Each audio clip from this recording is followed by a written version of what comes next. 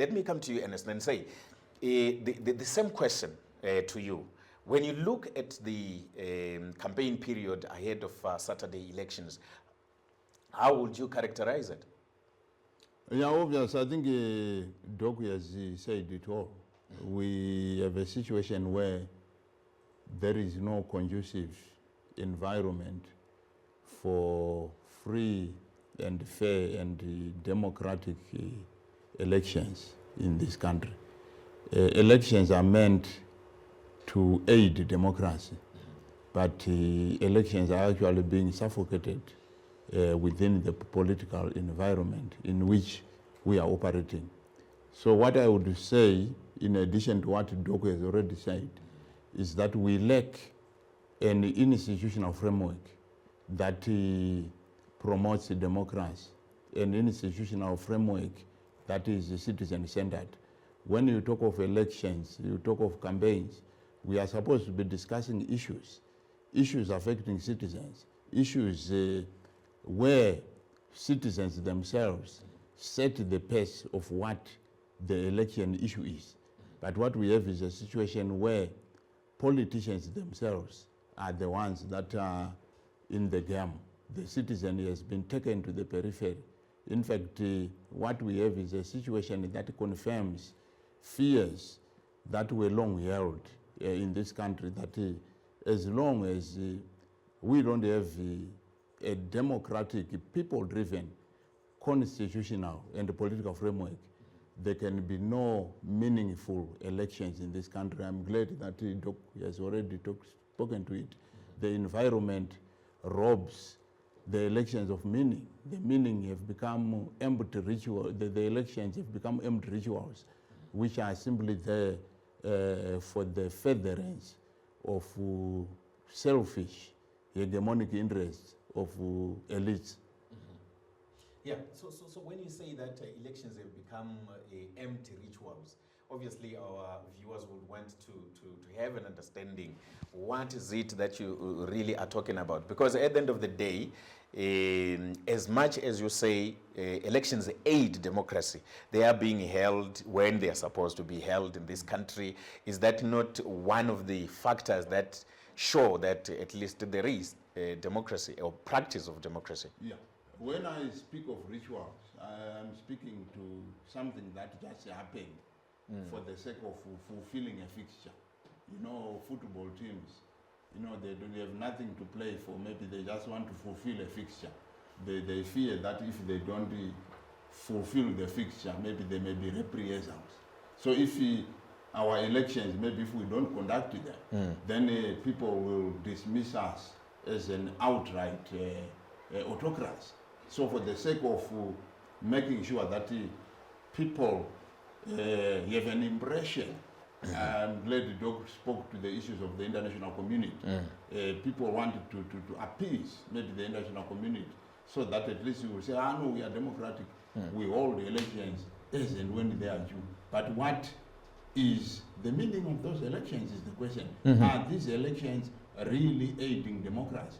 Or maybe if we come to what Claude Akelong said, we are simply talking about elections without democracy and democracy without elections.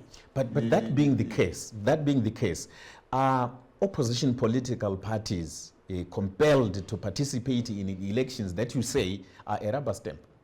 Yeah, obviously, all opposition political parties, maybe people also have to question them. Why would they continue to participate in elections that are meaningless? In fact, when we were within the NCA, the National Constitutional Assembly, we actually advocated for people to boycott, in fact, not to take part in empty electoral rituals. We actually said at one point in a campaign that no constitution, no elections. That's what we have always been said. And our colleagues, even within the political parties, we have always advised them on these matters to say that why continue to take part in these elections? Otherwise, people will end up questioning even you. They will say, why, if you realize that you are going to be robbed of victory, participate in such elections? In fact, when you look into history, we had 2008, and we had a runoff election in which the late Morgan Tsvangirai actually said, no, we are not going to participate in this.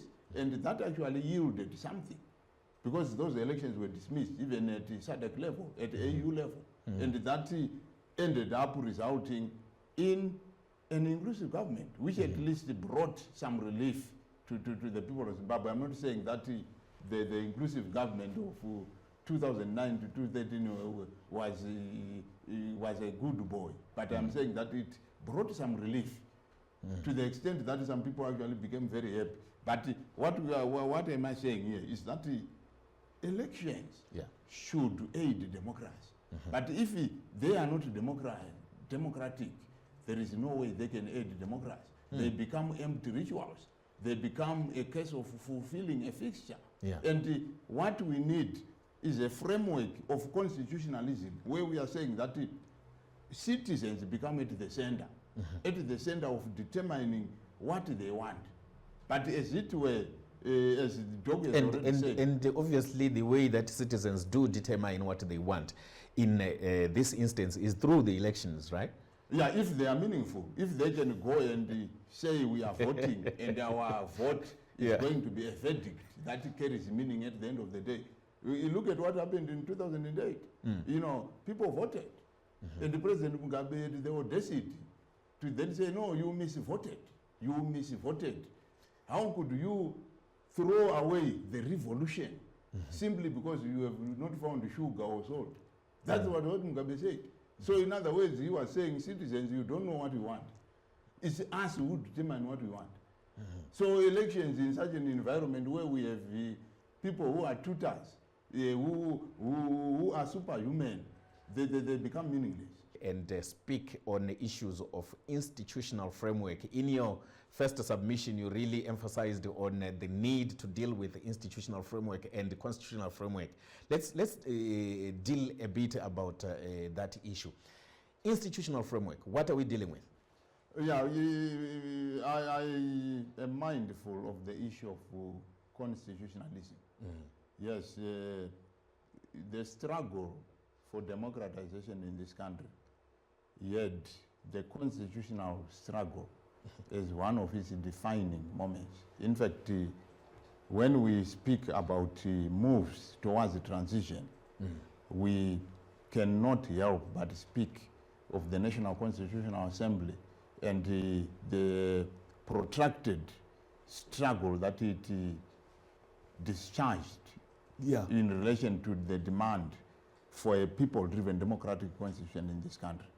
Let me point out that that demand by the people, for the people, is still outstanding. So in other words, you're saying democratic, people-driven constitution in this country. Yeah, that's what I wanted to say. Yes. To say you are outrightly saying the constitution that we have at the moment, though for several years we've been told it's people-driven, it's not. Yeah, it's not. It's not. Actually, when you talk of people-driven, you are talking of a process that involves the citizens to a larger extent. But what we have is a constitution that was authored by political parties. But citizens participated, didn't they?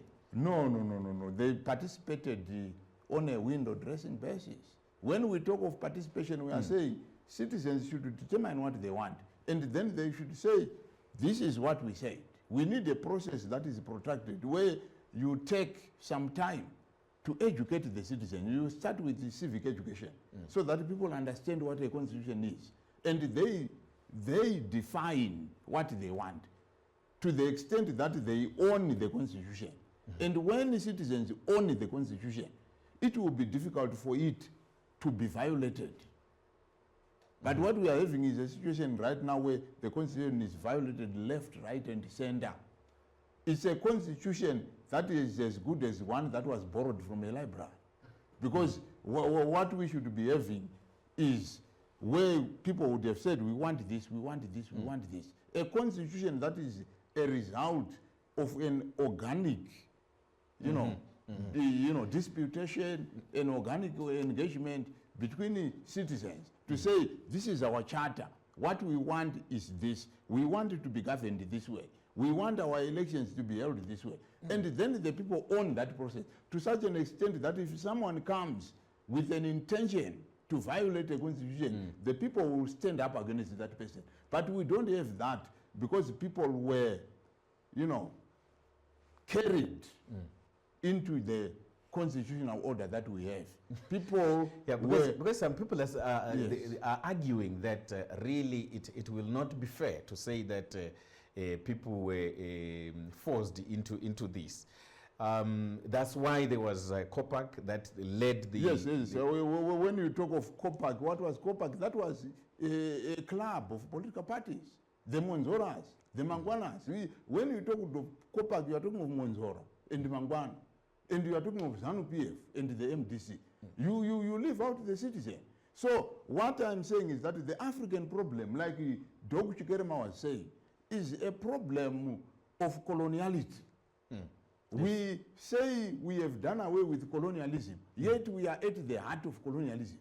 We have nativized the colonialism now, which is popularly known as coloniality, where we are saying that the systems of colonialism have been perpetuated. Even when we talk of us having attained independence, we still have violence. Violence is a function of colonialism, and it has remained. And when you talk of the apparatus of violence, they are the same apparatus that we inherited from the Smith regime. And when you talk of manipulative and deceptive political processes, they are the same as we inherited from the Smith regime. So where do we locate the solutions in the coloniality matrix that you are talking about for us to decolonize? Yeah, decolonization calls for a transformation that is people-centered. We should do away with the politics of outright lying. In Africa, politics is looked at as a game of cheating people. If you are a very good liar, you make a very good politician in Africa. It's about lying. It's not about the people-centered processes. You lie and you make that your business. Every day you leave home to go and lie to people. You say, this is what has happened. Then you turn institutions that are supposed to be people institutions into lying institutions. You look, she was speaking to the issue of our media. The public media being manipulated to engage in outright lies. You look at what we have in this country. People have forsaken our ZBC. The ZBC rather. They have forsaken it. You go even to police camps. I passed through my brother. Look at the number of these small dishes at the top of houses. What statement is being made? People are saying we are sick and tired of ZBC. And we wanted to hear something from elsewhere. So they are saying, you guys are liars. So our politics is a politics of lying. You have rallies where people lie. You have news broadcasts where people are lied to. So again, before I come to you, sorry, definitely I'm going to come back to you just now. But I want to deal with the question of lying. That politicians are liars. That's what you're telling us. And what role should the electorate or citizens play? Should they just be there and gullible, accept the lies, or they're the ones that then should say, no, we can't accept this? For the citizen to be able to do that, they have to be empowered. If you go to the Bible is very clear to the extent that my people perish because of lack of knowledge. That's what is happening. People have not been enlightened. That's why we are saying a constitution-making process is as good as the final product. And the process must include civic education. And in civic education, you empower the citizen so that the citizen becomes assertive, becomes conscious of their rights.